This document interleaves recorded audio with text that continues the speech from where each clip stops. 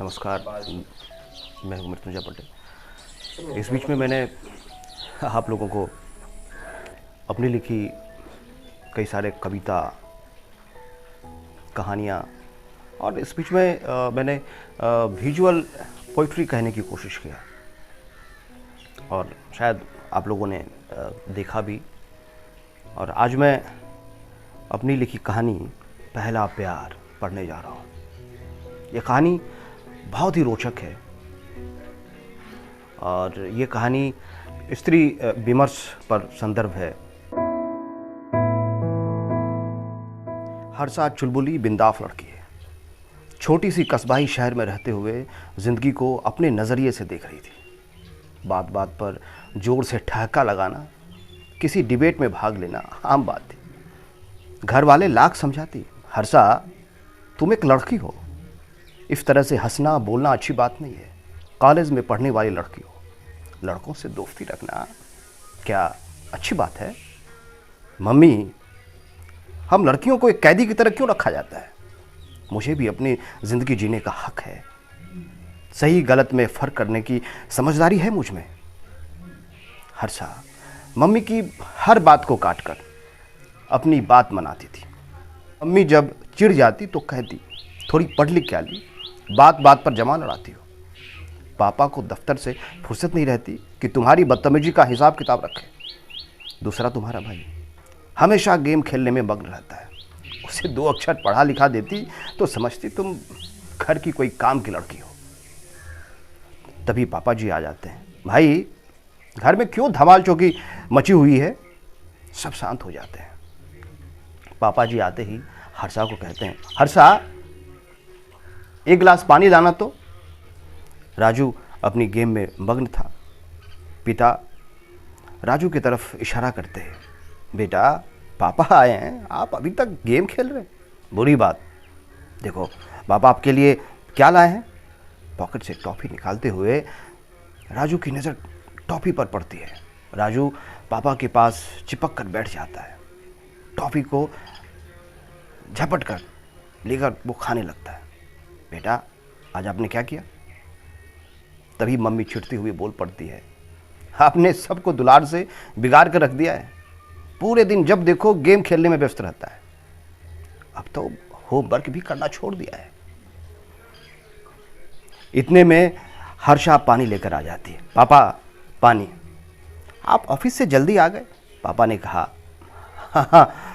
हाँ मन किया तुम लोगों के लिए भी कुछ समय निकाल लिया करो। हर्षा की मम्मी हुमकी भरती हुए, हाँ सूरज कौन सी दिशा में निकल आया है? अगर ऐसा होता तो सारे बच्चे सुधर जाते। इतनी बात पर हर्षा मम्मी की बात को ट्विन कर देती है। पापा जी, मम्मी हमेशा बेवजह चिढ़ती रहती है। पापा माहौल को शांत बनाते हुए, आज खाने में मेरे पसंद की क्या बना रही हो? देखो तो, झोले में भिंडी की सब्जी लाया हूँ।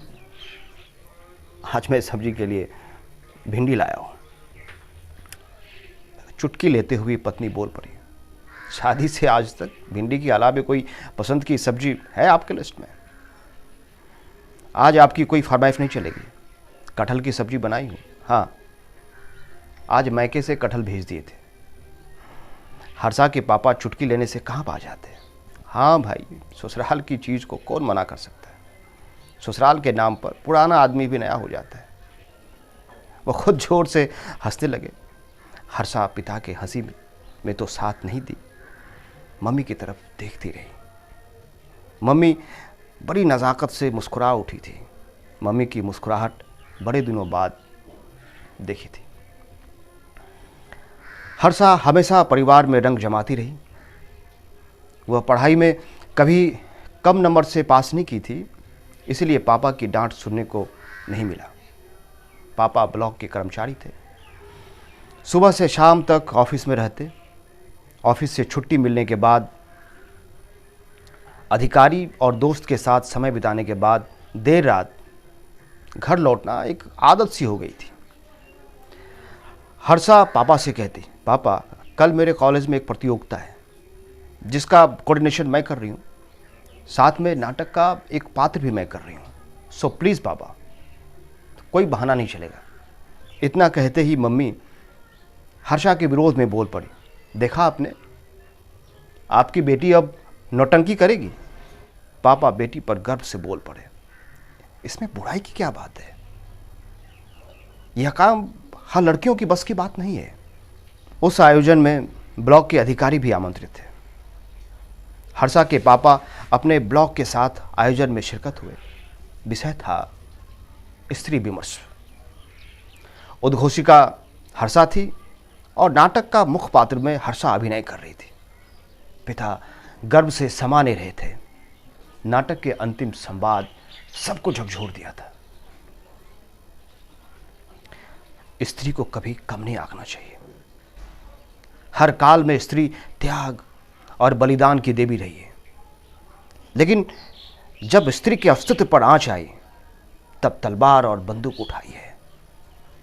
आज स्त्री हवाई जहाज उड़ा रही है। जरूरत है तो मर्द को अपनी मानसिकता बदलने की, जो स्त्री की काम की वस्तु समझते हैं। स्त्री जमीन और आसमान है। तभी एक लड़के का समूह आता है और पात्र को कवर कर लेता है। उस भीड़ से निकलने की कोशिश कर रही है, तभी उन लोगों की चुंगल से छूट जाती है, आगे निकलने की कोशिश करती है, तभी फिर उसे कुछ पुरुष जकड़ लेते हैं। दृश्य वहीं पर फ्रीज हो जाता है।